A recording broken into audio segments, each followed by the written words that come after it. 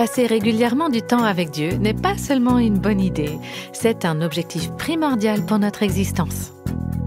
C'est impossible pour nous d'être les femmes et les hommes que Dieu a créés pour être en communion avec lui sans cultiver une intime relation quotidienne avec lui. Je ne crois pas que ce soit possible. On a besoin de lui. Vous écoutez Réveille nos cœurs.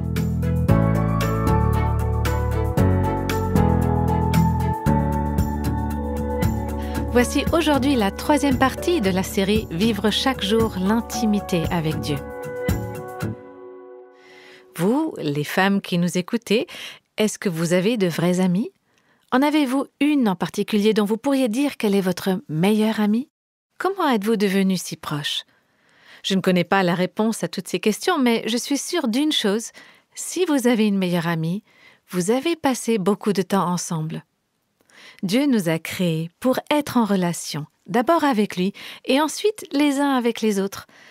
Tout comme nous passons régulièrement du temps avec nos meilleurs amis et ceux avec qui nous sommes le plus proches, Dieu désire que nous ayons une relation d'alliance profonde avec lui. En vivant cette relation d'amour avec Dieu, nous entrons pleinement dans les projets qu'il a préparés pour nous.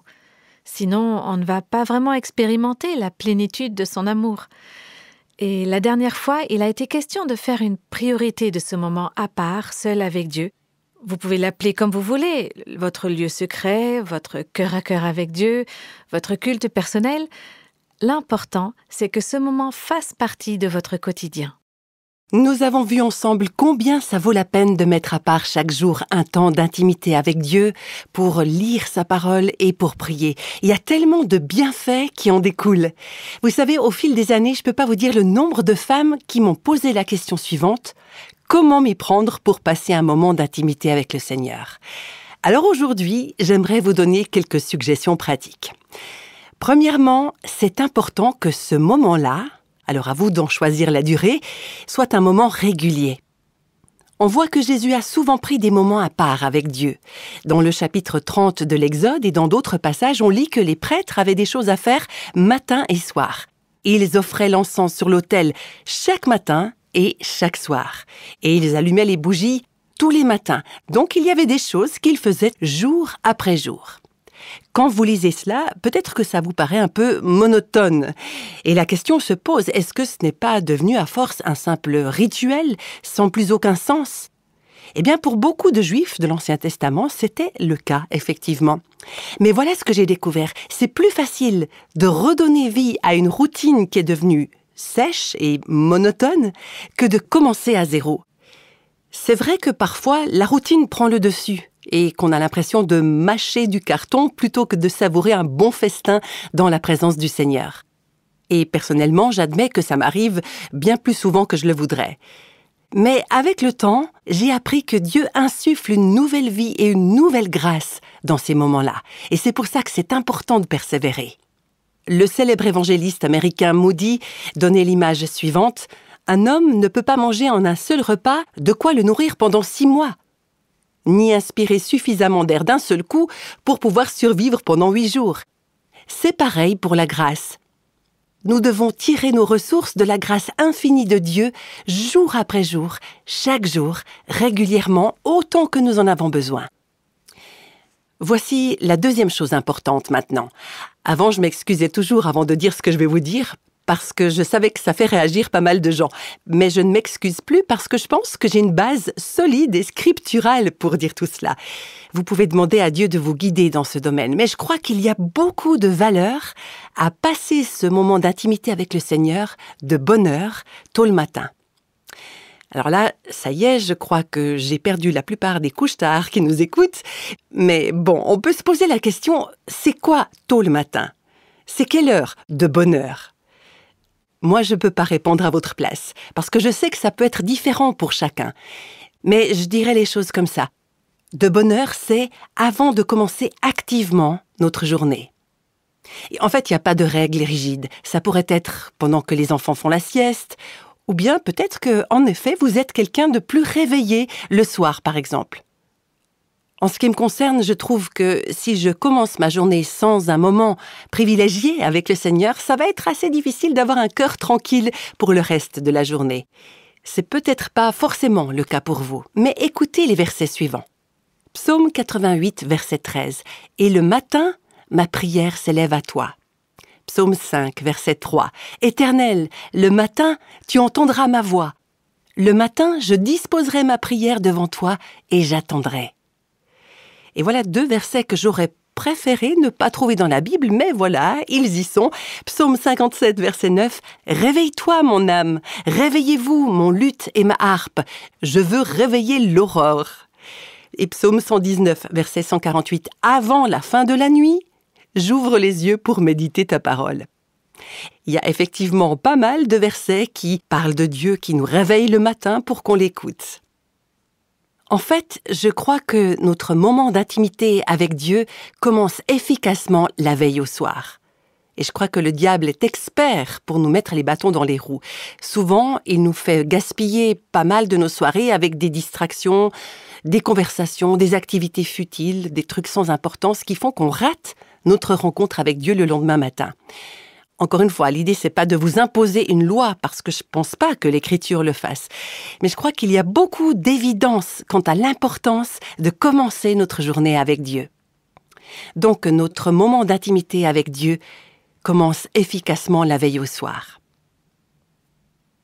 Troisièmement, je dirais qu'il nous faut passer du temps seul avec Jésus. On en a besoin. Jésus se retirait pour trouver un endroit isolé de la foule.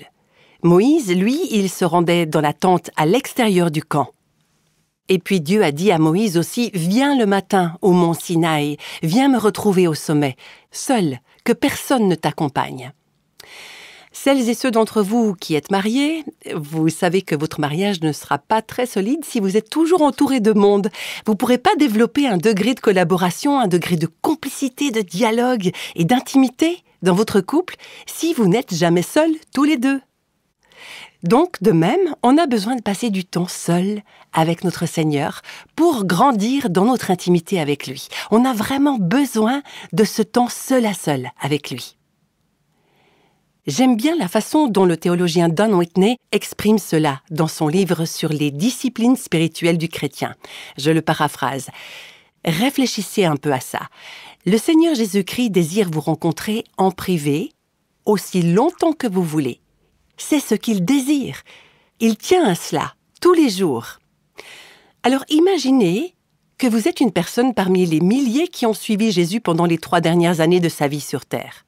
Un jour, un de ses disciples vient et vous dit « Le maître m'a demandé de te dire qu'il aimerait te parler, il aimerait passer du temps avec toi, juste tous les deux, quand tu le veux et aussi longtemps que tu le veux. Et chaque jour, il t'attendra. » Vous imaginez un peu votre émotion ? Quel privilège! Mais qui se serait plaint de recevoir une telle invitation? Qu'est-ce que vous auriez fait, vous? Et Don Whitney termine en disant « Eh bien, cette invitation vous est offerte aujourd'hui encore. Qu'est-ce que vous allez en faire ?» Et voici maintenant ma 4e suggestion pratique. Je ne veux pas trop insister là-dessus, mais je pense qu'il y a beaucoup de valeur dans le fait de tenir un journal. Je comprends que tout le monde n'aime pas forcément faire ça, mais il y a des avantages. Par exemple, un journal, c'est une façon simple d'enregistrer ou de garder une trace de votre cheminement personnel et intime avec Dieu. Tenir un journal, ça peut être utile pour noter ce que vous apprenez quand vous méditez un passage de la Bible. Ça vous permet aussi d'exprimer par écrit votre réponse, la réponse de votre cœur envers Dieu. Et c'est aussi l'occasion de contempler les œuvres de Dieu dans la Bible, comme dans votre propre vie. C'est une façon d'être créatif et de préserver un héritage spirituel que vous pourrez ensuite transmettre à la génération suivante.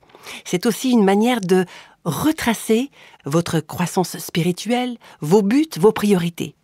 Moi, je n'ai pas toujours tenu un journal au fil des ans, mais les années où j'ai fait cela, j'ai trouvé que mes moments d'intimité avec Dieu étaient beaucoup plus profonds, beaucoup plus riches. Alors je ne sais pas si c'est pareil pour vous, mais j'ai vraiment beaucoup de mal à me concentrer pendant ces moments-là avec le Seigneur. Au début, je m'installe confortablement et tout à coup, il me vient un tas d'idées, de pensées. C'est comme si mon esprit partait dans tous les sens. Je pense aux mails ou aux messages que je dois écrire. Ou tout à coup, je me découvre un désir incontrôlable de faire du ménage ou à effectuer toutes sortes de tâches dans la maison, ou je me mets à réfléchir à ce que je vais manger, etc. Je crois vraiment que l'ennemi va tout faire pour qu'on rate ce tête-à-tête avec le Seigneur. Alors sur le plan pratique, je trouve que c'est plus facile de me concentrer quand j'écris. Et je constate que si je note ce que Dieu me dit au travers d'un passage de sa parole, même si je ne fais que recopier les versets, ça m'aide à me concentrer et c'est comme un guide pour mes pensées. Et dans ces moments-là aussi, ces moments que vous passez avec le Seigneur, veillez à ce que le partage soit bien équilibré. Alors, il n'y a pas une bonne ou une mauvaise façon de faire, mais il faut qu'on se rappelle qu'une conversation, ça se passe entre deux personnes. Et là, ça se passe entre Dieu et vous. Donc, c'est pas un monologue, c'est un tête-à-tête, un cœur à cœur. Donc, premièrement, on veut écouter le Seigneur pour recevoir ce qu'il nous offre, et puis ensuite, on répond à ce qu'il nous dit ou à ce qu'il nous montre. Peut-être que c'est quelque chose qui est tout nouveau pour vous, et vous allez me dire, mais comment on reçoit de Dieu? Comment est-ce qu'il nous parle? Alors je dirais que c'est très souvent au travers de sa parole. On peut l'écouter au travers de sa parole, quand on la lit, quand on la prononce à haute voix aussi. Vous savez, de nos jours, on bénéficie de tellement de bonnes ressources chrétiennes qui sont à notre disposition. Il y a des orateurs de très bonne qualité, il y a des livres, des émissions radio, des podcasts. Mais j'aimerais vous dire une chose. Écoutez parler d'autres personnes qui ont rencontré Dieu dans sa parole, ça ne vaudra jamais une véritable rencontre personnelle avec Dieu.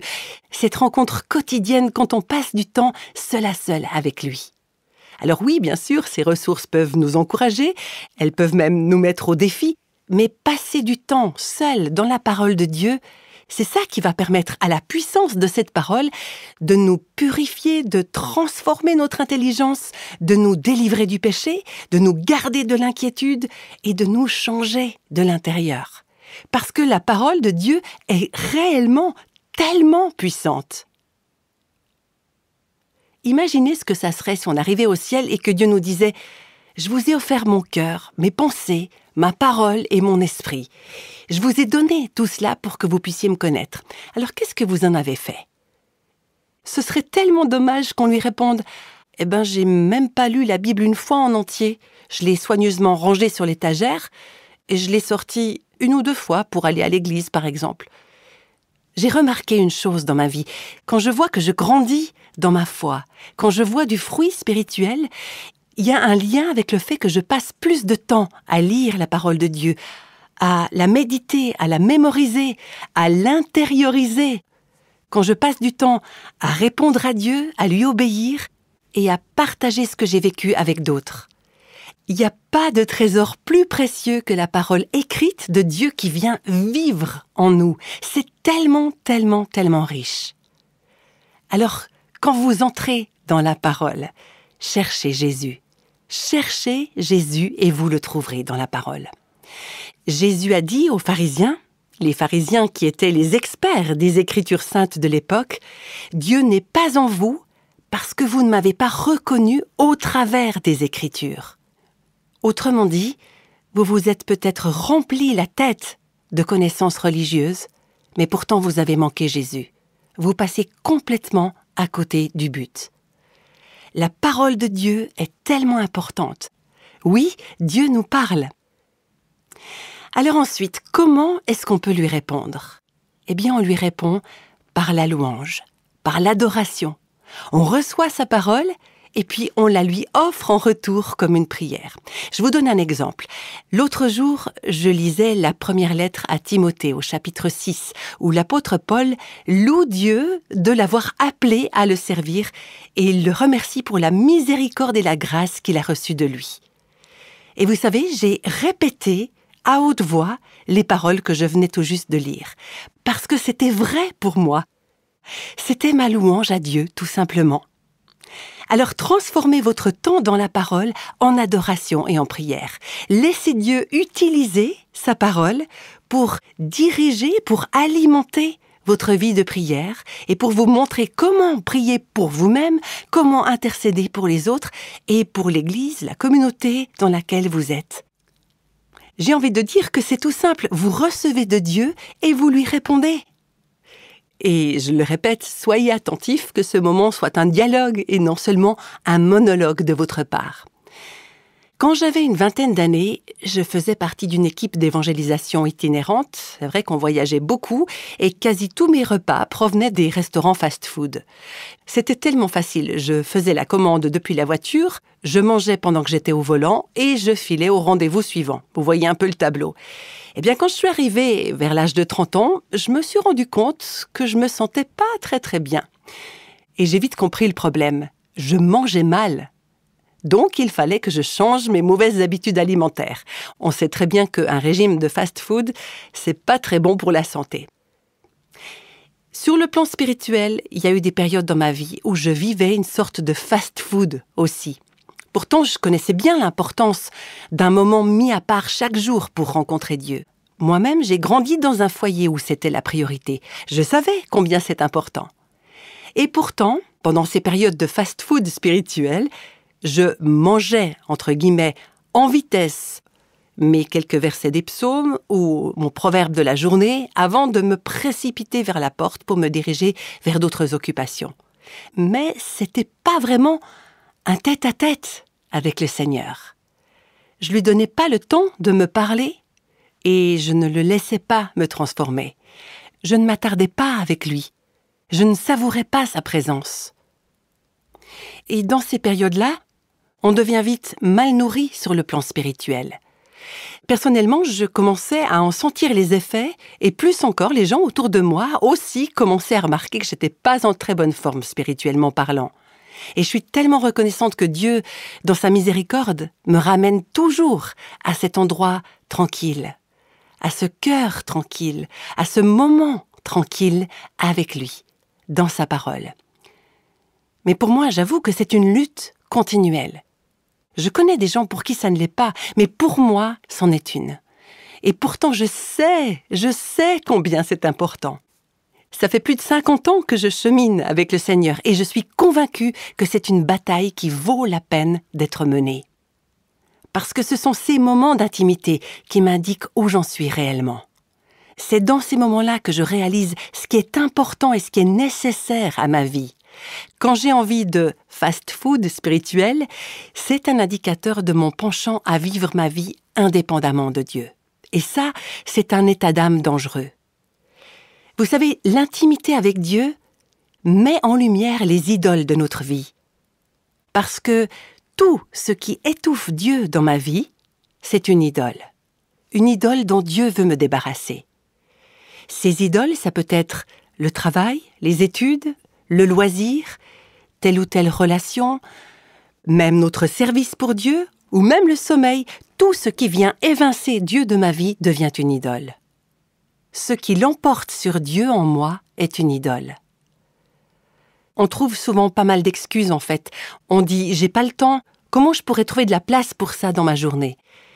Mais on a le temps, par exemple, pour les réseaux sociaux, on a le temps pour des jeux, pour des distractions, pour du sport et toutes sortes d'activités pour remplir les places vides de nos cœurs. Et on trouverait pas le temps pour la parole de Dieu ? En général, on trouve toujours le temps de faire ce qui nous tient le plus à cœur. Alors parfois, les choses que je viens de citer sont des outils dont Satan se sert pour nous dévier de la véritable nourriture dont on a besoin, du pain de la vie et des eaux vives qui seules nous satisferont. On est occupé, on est agité et on a besoin d'entendre à nouveau la voix douce du Seigneur qui nous dit « Tu t'inquiètes et tu t'agites pour beaucoup de choses, mais une seule est nécessaire, une seule. » Et on a besoin de dire, comme dans le psaume 27, « Je demande à l'Éternel une chose que je désire ardemment. Je voudrais habiter toute ma vie dans la maison de l'Éternel pour contempler la beauté de l'Éternel. » Et je crois vraiment, et je vais aller jusqu'à le dire, que c'est impossible pour nous d'être les femmes et les hommes que Dieu a créés pour être en communion avec lui sans cultiver une intime relation quotidienne avec lui. Je ne crois pas que ce soit possible. On a besoin de lui. On ne peut pas se passer de lui. J'ai un couple d'amis de longue date qui ont quitté la région parce que le mari s'est engagé pour servir dans une église ailleurs. Et un matin, de bonne heure, le pasteur de ce couple m'a téléphoné. Il voulait me prévenir que l'épouse allait sûrement m'appeler parce que son mari devait lui avouer que depuis 6 mois, il avait une relation extra-conjugale avec une fille du groupe de jeunes de l'église. Et je connaissais très bien ce couple. J'avais travaillé avec eux pendant une 10aine d'années. Et quand j'ai entendu ça, j'ai eu le cœur brisé. Je ne pouvais pas y croire. Et pourtant, c'était vrai. Quel désastre! Je pensais tellement fort à mon amie. À ce moment-là, elle ne le savait pas encore. Les responsables de l'église avaient donné 24 heures au mari pour tout dire à sa femme. Et alors que j'étais au téléphone avec ce pasteur, émotionnellement bouleversée par tout cela, je lui ai dit « Je sais que ça va être évidemment extrêmement dévastateur pour elle, mais il y a quelque chose qui me dit qu'elle va s'en sortir. » Je savais que, quand elle était adolescente, quelqu'un lui avait lancé le défi d'offrir la première partie de chacune de ses journées au Seigneur dans la parole et dans la prière. Et je savais que, depuis ce jour-là, elle en avait fait une priorité, fidèlement, chaque jour. Et ce tête-à-tête journalier avec le Seigneur, c'était la base, la fondation même de sa vie. Vous savez, Jésus nous a appris à fonder notre maison, c'est-à-dire notre vie, sur le roc, afin de résister et de tenir le coup lorsque les orages arrivent. Et dans la vie, tôt ou tard, un orage arrive. Alors effectivement, ce jour-là, cette femme, mon amie, m'a appelée. Et la situation était atrocement douloureuse pour elle. Son mari n'était pas du tout prêt à se repentir, et cette histoire a duré près de 2 ans. Et pendant toute cette période, on a passé beaucoup de temps au téléphone ensemble. Quand je pouvais, j'allais la trouver et elle s'effondrait dans mes bras. Elle avait tout son corps qui était secoué de sanglots. Ces 2 années ont été extrêmement difficiles, mais cette femme savait où trouver la grâce de Dieu pour s'en sortir. Elle continuait jour après jour de se réfugier en lui. Et Dieu lui a donné la sagesse dont elle avait tant besoin pour apprendre à bien aimer son mari pendant cette période-là. C'est par sa grâce qu'elle a su comment l'encourager. Alors ils ont eu des conversations extrêmement difficiles aussi. Elle a dû apprendre à dire non, elle a dû mettre des limites aussi. Mais Dieu lui a donné la grâce de tout faire sans être dévorée par la rancœur et l'amertume. Et sans être consumée par la rage que les gens autour d'eux déversaient contre son mari.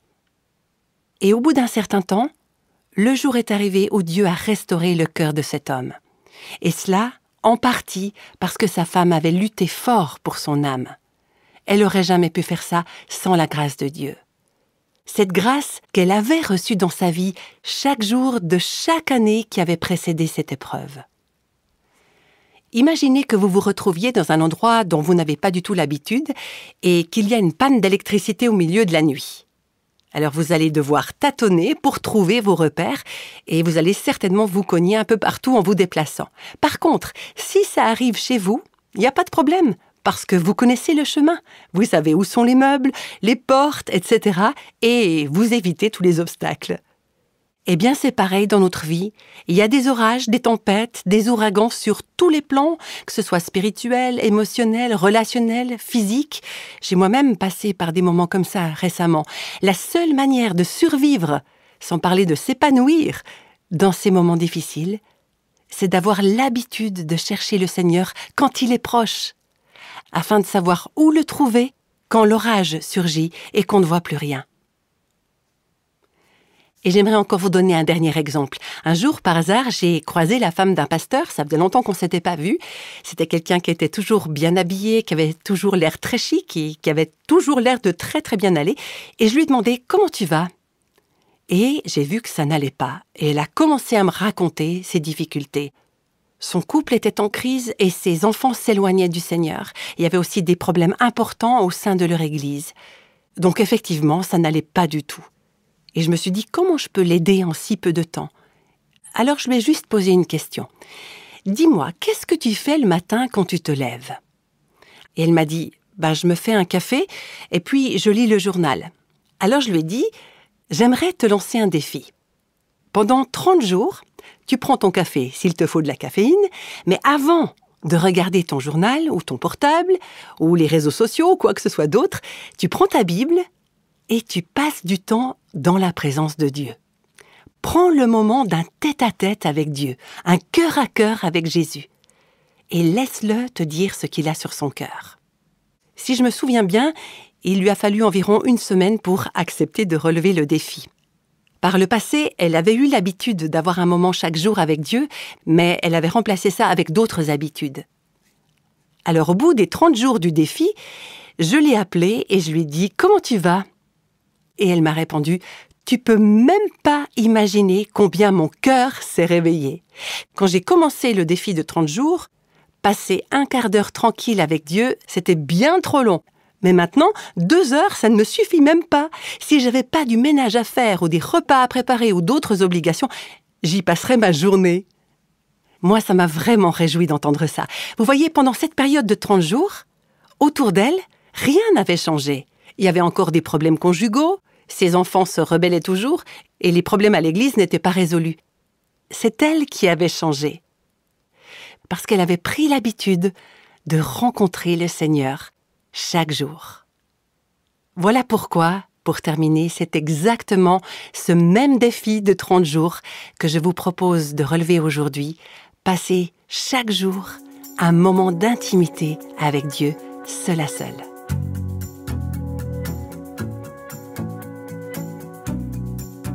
Voilà, nous avons compris l'importance d'avoir un tête-à-tête, un cœur à cœur, un culte personnel, quotidien avec Dieu. Et nous vous proposons de relever le défi 30 jours dans la parole. Vous trouverez ce défi sur notre site internet réveilnoscoeurs.com. Si vous êtes sur le site, vous pouvez cliquer sur ressources, puis sur défi 30 jours, et là vous trouverez le défi 30 jours dans la parole. Vous pouvez faire cela seul ou mieux encore avec d'autres amis afin de vous encourager les unes les autres à grandir dans votre relation avec Dieu. La prochaine fois, nous commencerons une nouvelle série de podcasts, alors ne manquez pas le prochain épisode de Réveille nos cœurs. À bientôt!